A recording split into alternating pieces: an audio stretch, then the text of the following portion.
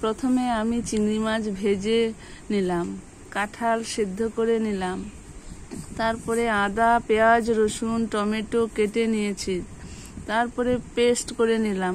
এখন কড়াতে তেল দিলাম, তেজপাতা, গোটা জিরে সম্বার দিলাম।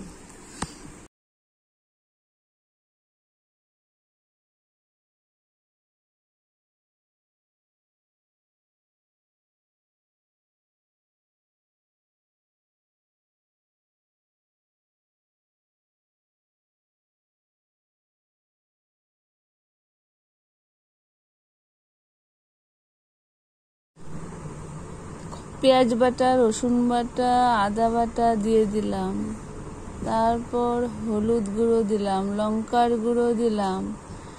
এখন দিতে হবে জিরার গুঁড়ো। জিরার গুঁড়ো দেওয়া হয়ে যাওয়ার পর এখন দিতে হবে লবণ।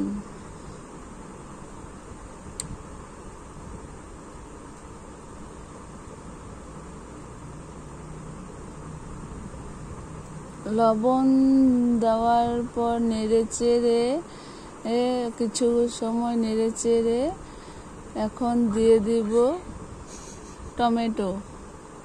তারপরে আলুগুলো ছেড়ে দিলাম। আলুগুলো ছাড়ার পর কষিয়ে তারপরে কাঁঠাল দিয়ে দিলাম, তারপরে চিংড়িগুলো ছেড়ে দিলাম।